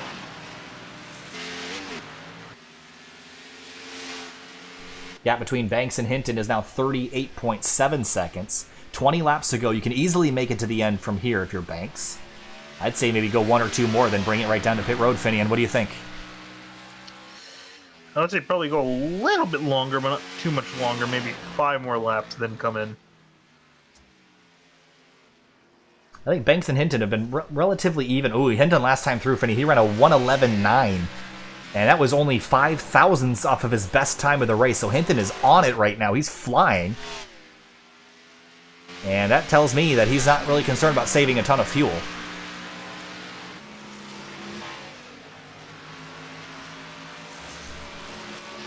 And I've watched Hinton. He's been taking a very strange line through the chicane so far. I don't know if you've noticed this, Finian, but he kind of turns in very sharply. And I'm not, just to kind of avoid the curbs. It's a very strange line, but it seems to be working out. He hasn't hit anything yet. Oh yeah, I see that. Wow. Very aggressive line through there. He's done that a bunch tonight, and I'm not sure why he's doing that, but it's working out. He's running decent times.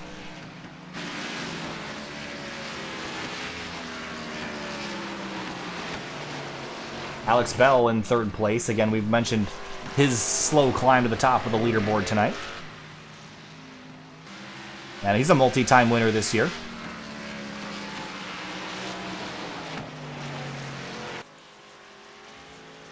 Tim Downey Jr. in the 25. He's on pit lane, presumably for his last stop of the night. And Joshua Banks takes 18 laps to go. 36 seconds between him and Hinton.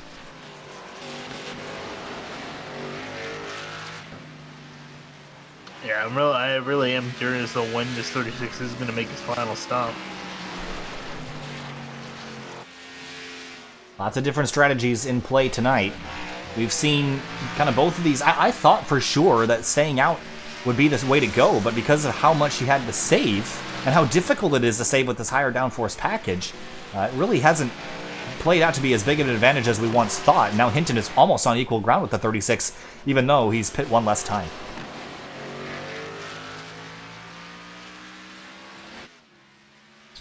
All right, I think we're going to go to break very shortly, just for about a lap or two, just so I can restart my ticker software to get to the end of the race. We'll be right back. Stay with us.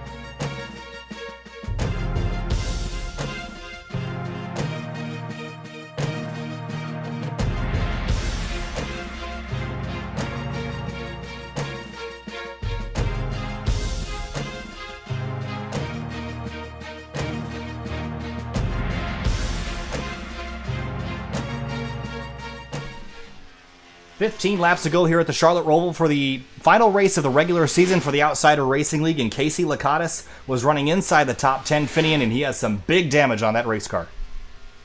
Yeah, he was just running through the bus stop. Didn't really hit anything, but I think the damage to his car was too much, and he lost his engine, and that's going to be pretty much a race over for the 50 after having a solid day in 8th place. Here's another look at it. Jumps the curbs here, and just... I don't even know if that was related or not, but blew the engine finally, so that damage number 50 will come to rest. And let's update you on the leading situation, Finian. The gap between the leaders is now 32.1 seconds as we close out the final 15 laps of this race. Yeah, now if I was Banks, I would come in right now. And as I say that, he's coming in. So it's going to be about a 10-second advantage for Eli Hinton. Where is he on the racetrack? He's entering the back straightaway now. Joshua Banks in pit lane, so now the race is on with 15 laps to go. Banks comes in on the 3-stop strategy. This is his third and final stop of the night. Eli Hinton trying to pull off the 2-stop strategy, but he's going to have to race really hard now. And he doesn't have any time to save any fuel because Banks is going to have fresh tires and he'll be able to go hard to the end, and Eli Hinton will not. Yeah, so Banks definitely taking tires on his car. Here comes Hinton. Oh, Hinton makes a mistake. Oh, he's off the racetrack and slips and slides. This is not what he needed. He's have to cut the course here and come to a slow stop, and this is going to kill him Banks here. Is rolling. Banks is rolling out. This is going to give the race to Joshua Banks, I think, Finian. Hinton's not going to have the tire to hang on. And is he even going to get the lead? Banks is going to beat him out. No, he's not. So that mistake by Hinton cost him the lead, and now Banks is in the best spot to win this race just like that. And the one mistake Hinton made all night was maybe giving Banks too much of a lead. And maybe staying out that extra lap wasn't a good idea. So Banks is going to thrust himself into the possibility of winning another race. He won Dover a few weeks ago, and he might win this one with only 15 laps to go. Hinton doesn't really have any way to catch up to the 36 now. Banks needs to get to the end of this race clean. He's done a good job so far, but a single mistake will take you out.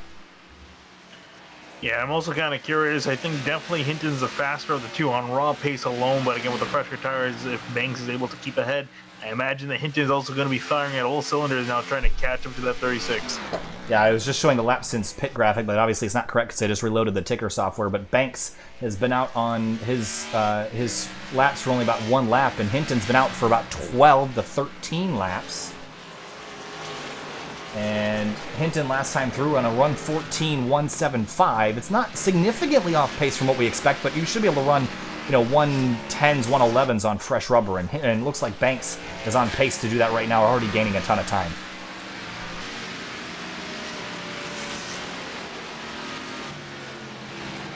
So hindsight's 20/20, Finian. If you were Eli Hinton now, if you knew what you know now, if you went back 20 laps, what strategy would you have pulled? Well, I think what I would have pulled is when Eli was starting to dip into the 116-17s by saving so much fuel, and he was losing a lot of time here. That all would have been an advantage. I think if he came in for another stop, I think he probably would have still been out in the lead. Because he lost a lot of time trying to save a lot of gas, and at that point, I think he honestly should have just made the call to come down on pit road. So Banks rolling onto the back straightaway now, actually on the front straightaway now. And we'll see what lap time he puts in, but he's gained almost a half second on Hinton this time through with 13 laps to go. Joshua Banks, a 1:12.341. And for Eli Hinton, it's going to be a 1:13.150. That's about an 0.8 of a second quicker for the 36, and he continues to pull away. And really, Eli Hinton's trapped here in second.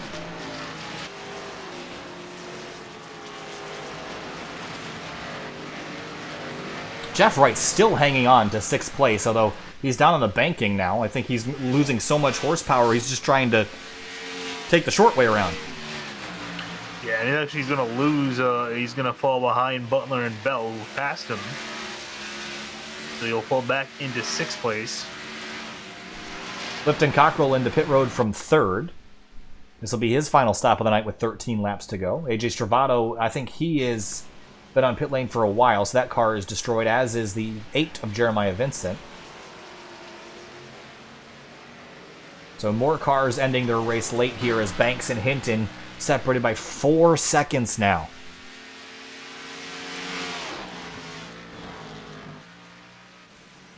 I mean, we knew Banks was going to be, a contender earlier in the race, but I thought that the 13 would have this down, but he went that extra lap and just gave up so much time running out of fuel, on both runs, rather. I mean, if he didn't run out of fuel, if he had just saved a little bit more, I think his problem was he saved too much too late. Yeah, I think that was a problem too, because we saw that he's pushing earlier, and I was worried that he wasn't going to be able to save enough. And my worries came too as he, at the end of the run, was just losing so much time trying to save fuel at the end there that it allowed Banks to make up on him. And of course, had he gotten by Banks, had he not made the mistake in the chicane and gotten by Banks, he'd have a bit more control. I mean, it's difficult to pass around here. So he could have held up Banks a little bit, at least till the good was gone in those tires, but Banks stretches it out with another 112.3 to Eli Hinton's 113.2. And so I think this race is looking more and more like another Banks victory as long as his internet holds out, which has really been the limiting factor on his season this year. Yeah, it really has not been anything of his doing, nothing really in his driving. It's just a matter of just his internet has been his biggest foe. And Jacob Plank has hit the wall out of the bus stop really hard. Take a quick look at that. Here's a look. Oh, big hit to the safer barrier right in front of second place Eli Hinton. Gagnon jumped over the curbs on exit. But Banks leads this race, got some thick lap traffic to negotiate his way through now.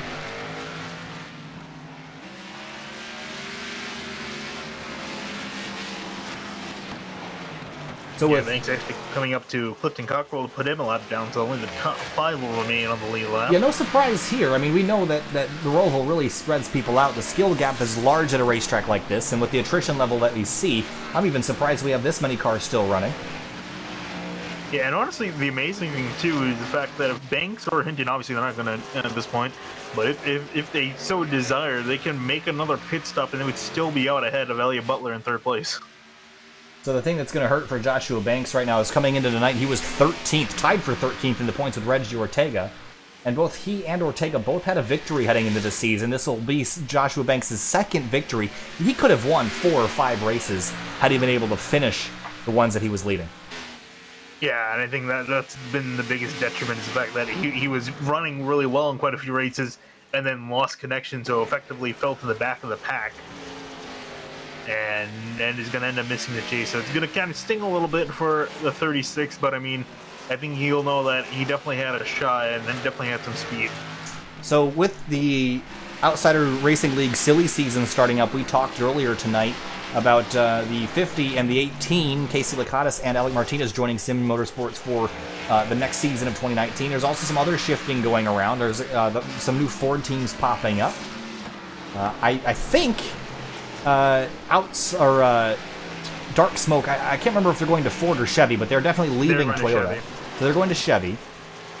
I think Mark Emerson has a team that's going to be created that will be a Ford team, at least from my understanding. So there's a bunch of switcheroos going on. Vincent Motorsports is changing a bunch of drivers, as is Hutton Motorsports. I think the biggest change, at least to us, is the fact that Eli Hinton will be departing for a different team for the next season, and we wish good luck to Hinton, of course, in his endeavors to win a championship. He's been quite successful this year, but kind of wanted to go a different direction and see what some, and expand the team to 2 cars and just see what some different strategies would do. And of course, Alec Martinez and Casey Lakatos, about the 2 most different drivers you could possibly get. So with 9 laps to go tonight, it hasn't been a great night for the 50 or the 18, but it has been an okay night for the 13, just not quite a victorious one. Yeah, definitely will. Yeah, as long as he doesn't make a mistake, he's got a hell of a lot of leeway back to 3rd place. So, I mean, he's still gonna probably try the best he can until it's pretty much no fight. But yeah, it's not looking, as each lap passes by, it's just not looking like he's got a shot. Butler and Alex Bell, they continue their fight. Earlier in the race, it was for about 8th or 7th. Now it's for 3rd, as Bell continues to struggle with the lack of horsepower in that car, but continues to catch the 6 in the slow and twisty stuff. How frustrating is that, to be quicker in the passing areas, but just lose all that ground on the straightaways? Yeah, imagine, again, a lot of these guys who have damage in general, just kind of suffering from that, and as a driver, just nothing you can do. Angelo Ronis is caught up to Jeff Wright in the 48. He's attempting to make a pass for him for 6th place. And actually, again, looks like Wright's going to pull off. Yeah, Jeff Wright last time through on a 127.0. And lost a lot of time. I'm not sure what that was all about, but Ronis is definitely going to catch him here. I don't know if Jeff Wright's lost some more horsepower lately, but he's been losing a bunch of ground. Yeah, I think it has to do with the damage to the car. And actually, I've just noticed the fact that he's been running the apron in 1 and 2 is the fact so he can make up some time lost by running on the banking since he's down on power. Yep. And you see Butler and Bell. I mean, honestly, Bell should be doing the same thing right now to catch Butler here. Running on the banking still, but losing so much time as we jump back to that battle between Wright and Ronis as that gap continues to close. Now it's 1.5 seconds between these two.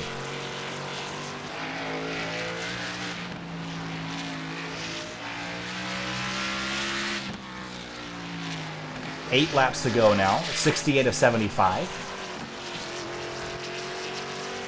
Been a long race, Finian, but clean and green from the start. And no cautions to slow the progress, although we have had a couple retirements. And by a couple, I mean quite a few, but no surprises there. The Roval definitely a tricky racetrack and an interesting one to choose for a regular season finale. But we head next week, we head to Bristol, which is another track. Actually, let me just read off the chase to you, Finian, because this is a really interesting schedule. So next week we head to Bristol, then Las Vegas, Gateway, Daytona Road Course, Rockingham, and Atlanta.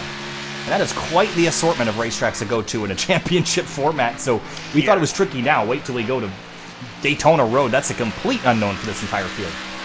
Yeah, I was going to say, I just find it hilarious the fact that the final 6 races, 3 of them are not even on the Cup schedule. They should be. So sorry? They definitely should be. Oh, yeah, absolutely. So coming to 6 laps to go now, Butler hard over the curbs through the bus stop chicane. And Bell closes all that ground here. He's going to take a run at him into the final chicane. And gets out of the mirror. Maybe he'll try to launch it down the inside. Not quite enough pace. Well, Bell's going to miss the corner by a little bit. Going to run a little wide, lose some time to Butler. Yeah, very close battle here for the final spot on the podium. Who Butler and Bell scraped the fence out of turn number 1. Only 4 cars on the lead lap. And only 8 within 1 lap of the leader.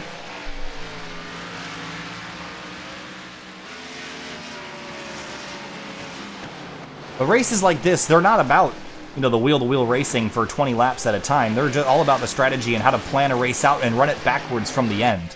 And that's what we saw Hinton do. It didn't quite work out. As you see Bell continuing to put pressure on the back of the 6 car, just so frustrating. I know he wants these quicker in the parts that count, but slower in the parts that set you up for the passes.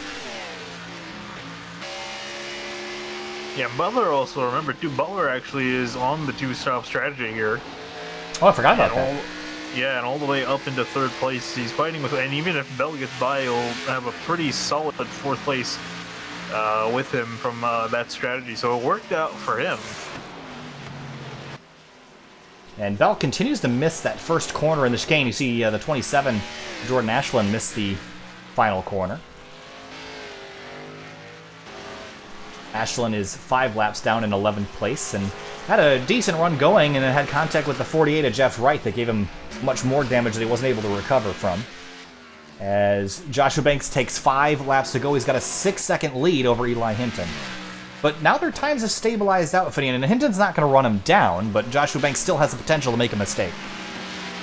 Yeah, and I think we might also be seeing him just kind of backing you down just a little bit, not forcing the issue, running decent times, but just making sure he doesn't make a mistake. It's so easy to throw a race away right now. Butler scrapes the wall out of turn 8. No damage done additionally to that race car. This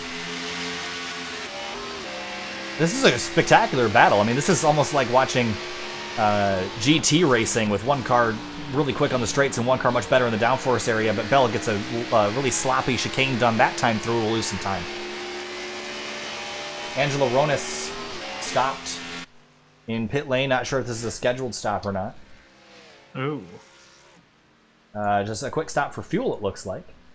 Yeah, I think he might. He did a 3-stop, but ran 2 long stints, just came in at the end, just splashed fuel, and he's out in the way. Ooh, Butler and Bell were side by side off into turn 1. Almost some contact there as Bell went to the outside. I'm curious how desperate Bell is going to be for this spot here. He's been really forcing the issue over Butler. I'm kind of curious if he's going to get physical here. Well, he's running out of laps to get it done. I mean, he's definitely quicker than the 6, but the straightaways that are killing him at the moment. He just needs one good run through that chicane to set himself up. And he was 0.6 quicker than Butler the last time through, but not quicker where it counts.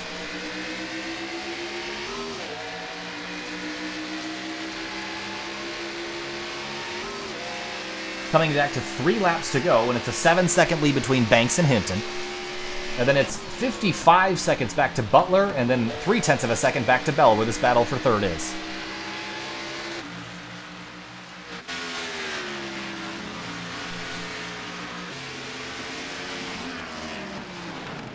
Ooh, Butler cuts the chicane big time, Finian. And that's going to give, he's going to have to give up a lot of time. And Bell, this is his opportunity to get on through. But Butler has already served the penalty because Bell got held up by a lap car. Take another look at this. Yeah, the 6th car totally missed the corner.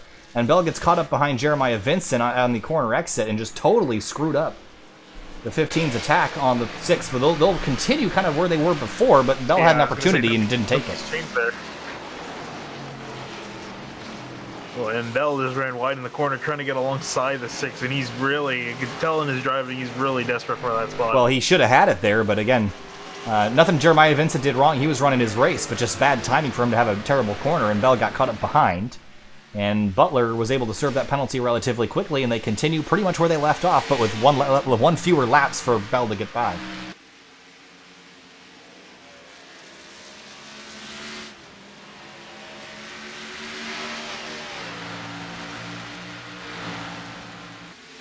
I was curious if the 36, or excuse me, if the 6 car will make that mistake again.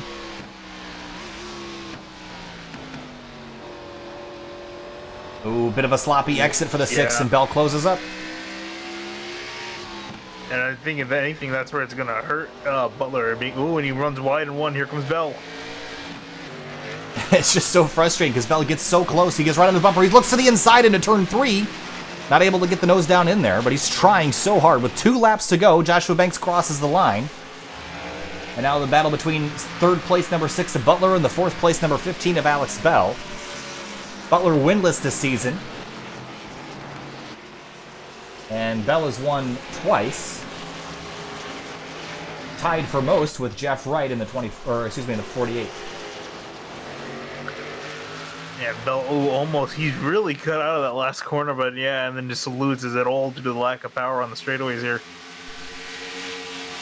I think he'll have one more opportunity each lap here, so he's got 2 more opportunities to get to the bumper of the 6. And where's Joshua Banks on the back straightaway now, entering some pretty heavy lap traffic here, and he'll get on through. But for 3rd place, Bell taking a slow entry into the final corner as Butler runs over the curb hard. He slips on the exit. Here comes the 15 to the outside. They make contact. I don't know if that was the place to go. He probably should have looked to the inside, but gave up that opportunity there. That was almost a replica of what happened in F1. Yeah, almost. I mean, that hole was closing. I'm not exactly sure why the 15 went to driver's right, because you want to be on the left. As you see behind, Joshua Banks has taken the white flag. 1 more lap to go for Joshua Banks to get his 2nd win in the season.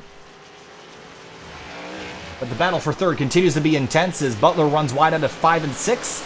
And Bell trying to close in. He's going to have 1 more, maybe 2 more opportunities. Now takes a look to the inside, but he's not going to have the straightaway speed to get it done here. He's alongside, side by side in NASCAR Turn 2. Yeah, I think he's just trying to force Butler on the line, make him take the long way around, so Bell will clear him here. Well, he's going to have the horsepower advantage, though. Will they go side by side? He throws a block down to the chicane, and Bell's got the spot for now. I don't think Butler's done yet, though. They're going to have 1 more lap, as they haven't picked up the white flag yet, but for Joshua Banks, it's been a heartbreaker of a season. So many times he's been close to victory lane and has lost connection, either about halfway through the race or coming back to the checkers, but this time through, the checkered flag will wave for Joshua Banks, his 2nd win of the season. He won't be able to get into the chase with it, but he will go home with another checkered flag in his palm of his hand. Joshua Banks wins at Charlotte. And Eli Hinton will come across the line in second place. And for our last two drivers on the lead lap, Butler and Bell duking it out still. Butler lost some time to Bell now, but again, Butler's strength is on that straightaway. If he can get within about a car length of the 15, I think he'll have an opportunity to take another look, but he messes up the inside of the racetrack there. I don't think he's going to have enough to get back, but Bell, he was patient and tenacious and finally kind of forced his way on through, and he's only got to hold it for half a lap. Yeah, Butler just ran way wide coming on back onto the oval section, lost a lot of time. Bell just needs to make sure he doesn't make a mistake at this point. One more chicane for Alex Bell. After starting in 5th tonight, a slow and steady progress up to the front of the field. And I think Bell will be very, very satisfied with how this race went. It'll be almost a lap behind the leaders, but Alex Bell is going to come home in 3rd place. After 75 laps at the Roval, Elliott Butler, after losing that position a couple laps ago, will come home 4th. Clifton Cockrell is already finished. He's 1 lap down in 5th. So that is the end of this race, Finian. Lots of strategy. And while the field was spread out quite a bit, Banks came home with the victory. Well-played strategy by the 36. Yeah, indeed. Fantastic job there to get himself in a position. So Banks comes on through. He's going to do burnouts now. We'll show you the results again in a moment, but after the 36 celebrates. Yeah, I mean, again, well earned, honestly. Should still have probably a few more victories. Should probably even be in the chase. But I mean, I think this has got to mean at least something here. 2 victories for the 36 this season. And 2 in the last 3 races, I might add, as well. Yeah, absolutely. So Dover was really good for him a few weeks ago. Well, unfortunately, we weren't there to capture that one. That was thanks to 3Wide TV. But Banks, for now on SimTV for the 2nd time in history, has come down to victory lane and is going to celebrate here at the Roval after a well-planned out race and not a whole lot of damage to that car either. That is a successful night if you got the fenders on the car.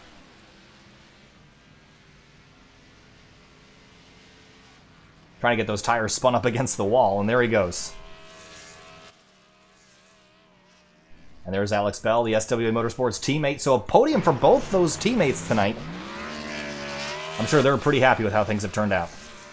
Yeah, and even that team, I was actually just kind of looking back at the last few results over the course of the season, and out of, I think, what's that, 1, 2, trying to count here, give me a second. So out of the last 7 races, both these guys have won the last 4. Wow, that's pretty impressive stuff. So Banks with a victory. There's your finishing order. We're going to jump to break real quick, and we'll be right back with your top 3 finishers. Stay with us.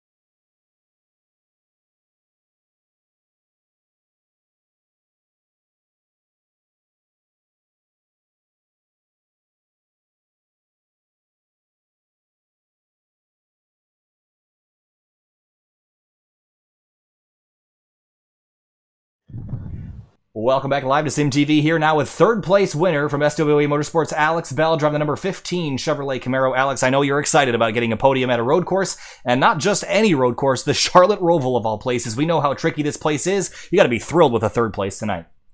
Oh man, you're never going to see anyone walk out of a race win 3rd place with the cars torn up as mine, as happier as I am. This is the closest thing to a win that I can come to at a road course. This is incredible, man. That's awesome. A 75-lap race with a fuel window that was just short of being able to do an easy 2-stop strategy. What was the decision to make you go 3-stop, and why'd you make it? Well, most everyone on the team, including Banksy, decided to do a 3-stopper. We just kind of varied our laps up a little bit, and especially out on the second stop, I knew I had to kind of short pit the guys in front of me so I can get ahead of them on the old tires. Because I figured once I got ahead of them on new tires, I could hold them off, and that's exactly what happened, man. Well played out for the SW Motorsports team, and I think Finian mentioned you guys have won 4 of the last 7 races, if that's correct, Finian. So the SW Motorsports guys hitting their stride, of course, the 36 just missing the chase, but you're in it, and you're going to be going for the championship this season. So what's the plan for these next couple of weeks? We have a pretty interesting variety of racetracks on the schedule. Man, after the start I had to the season, I was sitting like 13th in points. So just to be able to make the playoffs is an incredible accomplishment. I'm heartbroken for Banksy because, man, he was so close to making it. And last week in New Hampshire kind of ruined any chances he had. But I like all the tracks in the chase. We're going to the Daytona road course in the chase, and that's about my favorite road course out of any of them. So, no, the confidence and the morale is so sky high right now for us, man. We can do anything out there. We can go out there and do anything. And talk to us about that battle between you and Elliott Butler. Was there some frustration there those last couple laps trying to get by him with missing horsepower? No frustration at all. That was hands down probably one of the most fun battles I've had on iRacing. That was just incredible, man. I had to run on the outside of him crossing the finish line. He kind of put me in the wall a little bit, and I was down on horsepower, so on the long straightaways he was killing me, but on the infield I was killing him. And I finally got inside of him, coming back onto the oval, and I figured since he used me up a little bit, I'd use him up a little bit, and it was just so much fun. So much respect to Elliott Butler. That was an incredible amount of fun there. Alex Bell, 3rd place in the number 15 SW Motorsports Camaro. Alex, thanks for talking to us, and good luck next week in the chase. Thank you, guys. Have a good night. You too. Moving on now to Sim Motorsports driver Eli Hinton. Eli, strategy played the night that few were brave enough to try, but it didn't quite work out. Why didn't it work out? And walk us through your night tonight. Well, first of all, I just want to congratulate Joshua on the win and thank my spotter / crew chief, Ben. Did a good job tonight. I probably should have pitted a lap or two, like a lap earlier on both of those, because I ran out of fuel both my pit stops tonight, and it cost me a lot of time, but I thought it was going to end up working out for me. But, yeah, Banks still got me with an extra pit stop, which kind of sucks, but it's whatever. Talk to us about that last run there before Banks came to pit road. Did you know how close he had to be, or were you just kind of guessing that he may or may not be pretty close to you when he came out? I didn't even know he pitted. I knew he was way ahead of me, and I was gaining time, and my spotter, Ben, thought he spun out or something. That's why he thought I gained the time. So, up until the last lap, I thought he still had pitted. I was so confused. And then I kind of realized that he pitted, and I just didn't even notice. All right, well, still a solid 2nd place finish for the 13 Sim Motorsports Camry. Eli, great job tonight. And, of course, you're going to be in the chase as well starting next week. So good luck at Bristol at the short track. We know you've won there in the Virtual Racing League a few months ago, so that's a good track for you. Yeah, that's my favorite track. All right, well, Eli Hinton, 2nd place tonight in the Sim Motorsports Camry. Thanks, Eli. We'll see you next week. See you. Of course, last but certainly not least, I opened up a program. Never mind. Don't close that. There we go. Hey, it's Joshua Banks, the 36 car driver. Joshua, it's been a tumultuous season. You've been in contention to win so many races, but only had one a few weeks ago at Dover. Tonight, a little bit more redemption. You won this one after playing a 3-stop strategy versus Eli Hinton's 2-stopper. Walk us through your night and the decision to do 3 stops. And how did you keep up and decide when to pit with Eli trying to chase you back down? Well, I tell you what, all creds go to my teammate Brian Long because he made the call to go for the 3-stop and do when last stop. It was perfect, timed perfectly. And if it wasn't for the 4-tire stop, we debated on taking just fuel, and it actually turned into 4 tires, and that's actually what saved us there. So shout out to him on that. Oh, my goodness, man. And then let me tell you something right now, straight up. This is the first ever road win I've ever have in anything. So to be able to come out and do this, it's freaking awesome. I gotta say. Well, I remember you were pretty close. I think one of the first, actually the first race we ever did on SimTV, it was you fighting, I can't remember who it was, but I think was it Eric Hutton at Watkins Glen when you were... Yep, I remember that one. Yeah, you were fighting for the win there and ended up not winning that one. But of course, the Roval, a very tricky racetrack. What keeps you kind of restrained from going all out and getting yourself in trouble on those chicane curves on the backstretch?